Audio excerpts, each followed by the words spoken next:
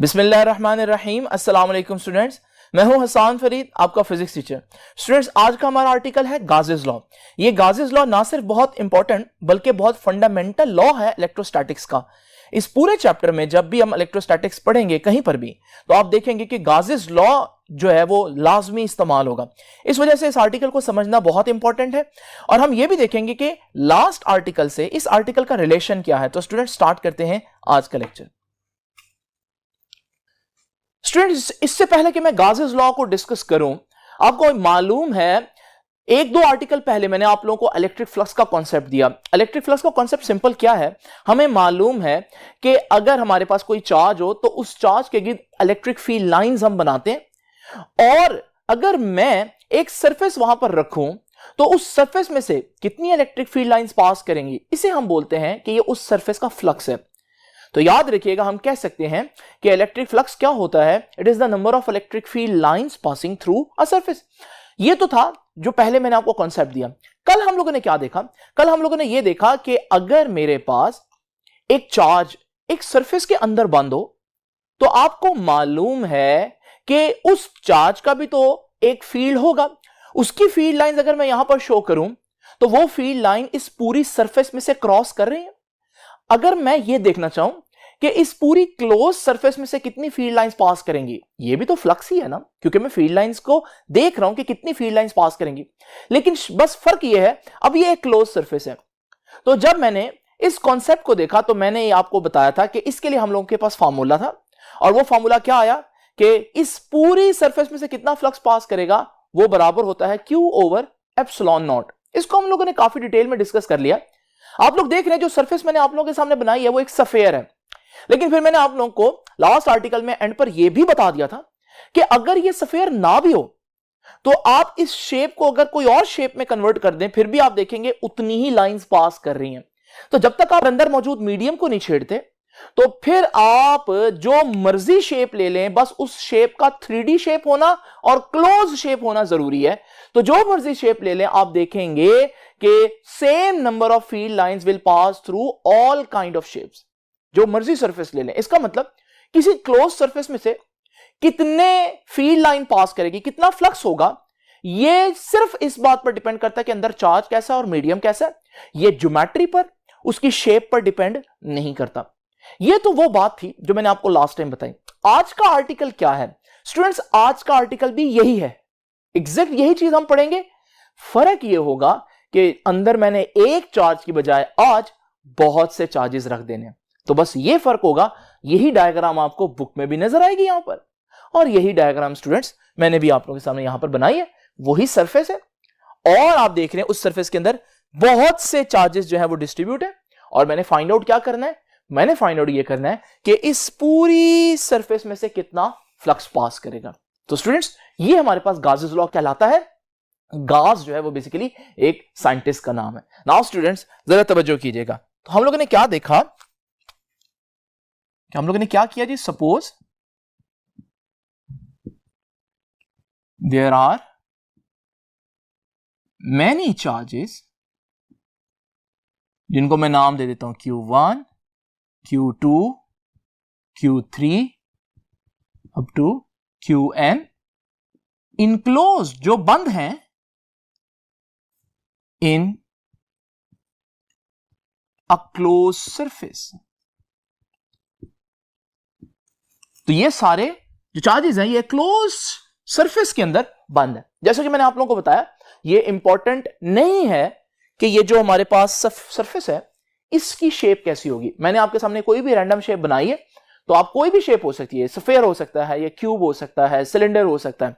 Now students, आगे चल के मैं आपको बताऊंगा ये जो क्लोज सरफेस होती है ना, इसे हम एक नाम भी देते हैं, गाजियन सरफेस। सो स्टूडेंट्स, अब जरा तवज्जो कीजिए, हमने करना क्या है, हमने इन सारे चार्जेस की वजह से इसमें से कितना फ्लक्स पास करेगा ये फाइंड आउट करना है। तो मैं कहता हूं लेट अस कंप्यूट, यानी कि कैलकुलेट करते हैं the total electric flux passing through that surface. तो मैं total electric flux find out करूंगा जो इस सरफेस में से पास कर रहा होगा। नाउ स्टूडेंट्स, ये कैसे करेंगे? मैं आपको एक लॉजिकल एक्सप्लेनेशन देता हूं। पहले जरा इमेजिन करें, मैंने अभी आपको जो डायग्राम दिखाई है, इस डायग्राम में आप देख रहे हैं बहुत से चार्जेस हैं। चले मैं काम को आसान करने के लिए, ताकि आप समझ सकें, सिर्फ 2 चार्जेस लेता हूं, इन्हीं पर डिस्कशन करते हैं और फिर सारे कॉन्सेप्ट को अप्लाई कर देंगे बहुत से चार्जेस पर। जरा इमेजिन करें, मेरे पास इन 2 में से एक चार्ज को थोड़ी देर के लिए मैं भूल जाता हूं। इस चार्ज को देखें स्टूडेंट्स, इस चार्ज के गिर्द अगर आप देखें तो इलेक्ट्रिक फील्ड लाइंस आपको नजर आ रही होंगी। ये जो इलेक्ट्रिक फील्ड लाइंस है, सपोज करें इनकी तादाद है, एक बात करूं, 50। अब ये जो इलेक्ट्रिक फील्ड लाइंस आप लोग देख रहे हैं, क्योंकि चार्ज के गिर्द इलेक्ट्रिक फील्ड लाइंस 50 हैं, तो आपकी जो सरफेस है उसमें से भी 50 इलेक्ट्रिक फील्ड लाइंस आपको पास होती दिखाई दे रही हैं। ये तो एक अकेले चार्ज की बात कर रहा हूं मैं। जरा इमेजिन करें, इस चार्ज को भूल जाते हैं और दूसरे चार्ज को फोकस करते हैं। अगर आप देखें, जो दूसरा चार्ज है वो भी 50 लाइंस उसके गिर्द आपको दिख रही हैं। अब ये जो चार्ज है, अगर आप देखें, इसकी 50 लाइंस उस सरफेस में से पास कर रही हैं और बाहर आ रही हैं, तो हम कहेंगे कि यहां पर भी हमारे पास, अगर इस चार्ज का इंडिविजुअल फ्लक्स देखें कि कितनी नंबर ऑफ लाइंस पास कर रही हैं, तो वो 50 है। ये तो मैंने अलग-अलग देखा दोनों चार्जेस को। जरा इमेजिन करिए स्टूडेंट्स, अगर मैं इन दोनों चार्जेस को इकट्ठे एक साथ ऑब्जर्व करूं, तो अब आपको मालूम है दोनों पॉजिटिव चार्जेस हैं, तो एक दूसरे को रिपेल करेंगे।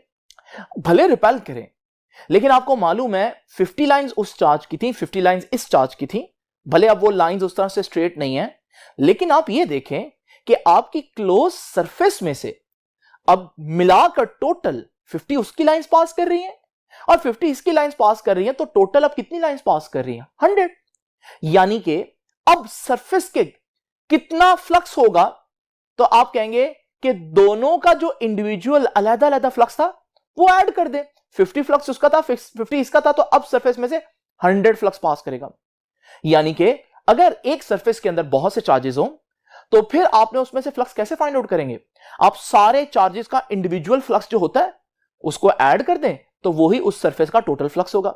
यहां मैंने 2 चार्जेस की बात की, तो अगर 3, 4, 5 जितने मर्जी चार्जेस हो, यही रूल हम उन पर भी अप्लाई करेंगे। तो इसका मतलब मैं कह सकता हूं कि जितने मर्जी चार्जेस आप ले लें, जैसे कि मैंने यहां इस डायग्राम में बहुत से चार्जेस लिए, तो इस पूरी सरफेस में से कितना फ्लक्स पास करेगा, ये कैसे फाइंड आउट कर सकते हैं? हम सारे चार्जेस का जो इंडिविजुअल फ्लक्स है वो ऐड करेंगे और वही होगा टोटल फ्लक्स जो सरफेस में से पास करेगा। इतना सिंपल सा कॉन्सेप्ट है स्टूडेंट्स, तो जरा तवज्जो कीजिएगा। अब हम क्या करेंगे, यहां पर मैं लिख देता हूं ये बात, that total flux passing through,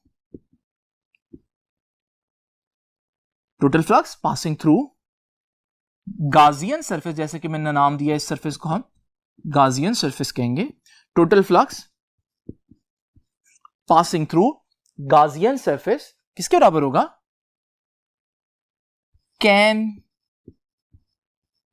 be calculated, calculate किया जा सकता है कैसे? बाय एडिंग, अगर हम ऐड कर दें द इंडिविजुअल फ्लक्स, जो अलग-अलग फ्लक्स था of each charge, her charge का। यह है हमारा सिंपल सा कॉन्सेप्ट। तो आई होप कि आपको समझ में आएगा। तो अब मैं इसको किस तरह से लिखूंगा कि फ्लक्स जो टोटल आप लोगों ने फाइंड आउट करना है पूरी सरफेस में से किसके बराबर होगा? पहले चार्ज का फ्लक्स कितना है, प्लस अगर सिर्फ दूसरे चार्ज का देखें उसका फ्लक्स कितना होगा, प्लस तीसरे चार्ज को देखें तो उसका फ्लक्स कितना होगा, और फिर मैं ऐड करते करते आखिरी चार्ज, nth चार्ज जो भी होगा उसका फ्लक्स देखूं। नाउ स्टूडेंट्स, ये बात आप लोग जानते हैं कि किसी एक चार्ज का फ्लक्स कितना होता है क्लोज सरफेस में से। ये तो मैंने आपको कल जो है वो बताया, कैलकुलेट करके दिखाया, डिराइव करके दिखाया। वो था Q ओवर एप्सिलॉन नॉट। तो अगर हमारे पास ये पहला चार्ज का फ्लक्स है, तो पहला चार्ज आ जाएगा उसका मैग्नीट्यूड ओवर एप्सिलॉन नॉट। दूसरे चार्ज का फ्लक्स की बात करेंगे तो Q2 ओवर एप्सिलॉन नॉट। तीसरे चार्ज की बात करेंगे तो Q3 ओवर एप्सिलॉन नॉट, और nth चार्ज की बात करेंगे तो Qn over epsilon not. Now students आप देख रहे हैं क्या कॉमन आ रहा है, एप्सिलॉन नॉट नहीं, एप्सिलॉन नॉट ना कहिए क्योंकि एप्सिलॉन नॉट नीचे डिनोमिनेटर में है, तो आप कहें 1 ओवर एप्सिलॉन नॉट कॉमन आ रहा है, तो हम कहेंगे कि total flux is equal to 1 over epsilon naught, अंदर बाहर आ गया 1 ओवर एप्सिलॉन नॉट, अंदर क्या रह गया, पहली टर्म में से Q1 रह जाएगा, दूसरी टर्म में से Q2 रह जाएगा, Q3 रह जाएगा, अप टू Qn। और फिर स्टूडेंट्स अगर आप गौर से देखें यहां पर हमारे पास जो ब्रैकेट है, ब्रैकेट के अंदर सारे चार्जेस का सम है, तो ये तो क्या बन जाएगा, वो टोटल चार्ज जो उस सरफेस के अंदर मौजूद है। तो मैं इसको यूं लिख सकता हूं कि टोटल फ्लक्स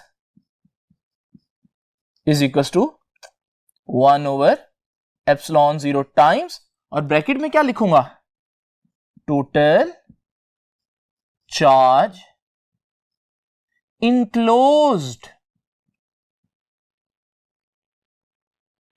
और आपको मालूम है कि मैं इसको 1 ओवर एप्सिलॉन नॉट को एज इट इज, और टोटल चार्ज इनक्लोज्ड को मैं कैपिटल Q कह देता हूं। ये Q किसको रिप्रेजेंट कर रहा है, Q रिप्रेजेंट कर रहा है वो टोटल चार्ज जो कुल मिलाकर इसके अंदर मौजूद है। ये जो हमारे पास लास्ट स्टेटमेंट आई है स्टूडेंट्स, इसको मैं एक दफा फिर से लिख देता हूं आपके सामने।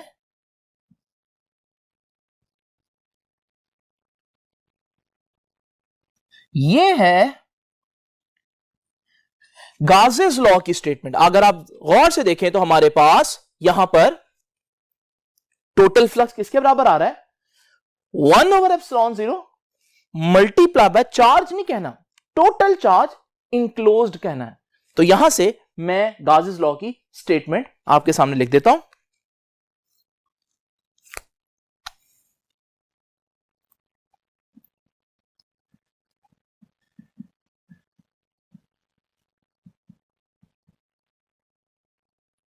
तो स्टेटमेंट क्या हुई जी गाजेस लॉ की, total flux passing through a close surface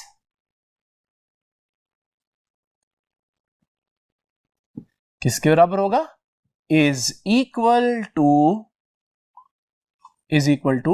1 over epsilon 0 times, times का मतलब मल्टीप्लाई करना है, 1 ओवर एप्सिलॉन 0 टाइम्स किसको मल्टीप्लाई करना है, टोटल चार्ज इनक्लोज्ड। ये है हमारे पास, अगर हम देखें टोटल फ्लक्स किसके बराबर आया, 1 over epsilon 0 times total charge enclosed. ये है गाजेस लॉ स्टूडेंट्स।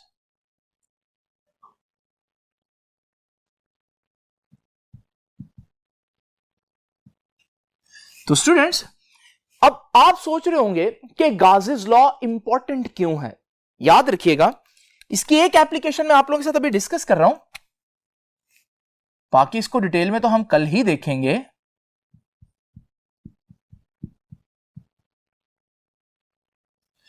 वो एप्लीकेशन ये है कि गाजेस लॉ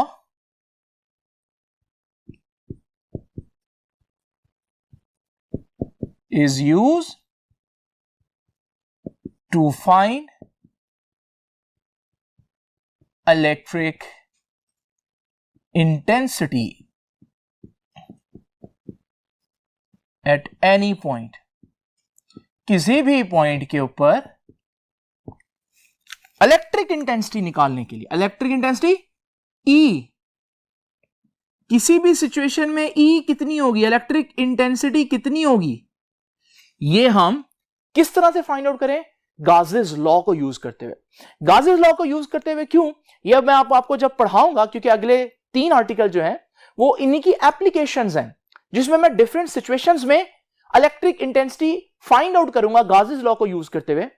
तो वहां पर मैं आप लोगों को बताऊंगा कि ये क्यों हम इलेक्ट्रिक इंटेंसिटी फाइंड आउट कर सकते हैं गाजेस लॉ को यूज करते हुए।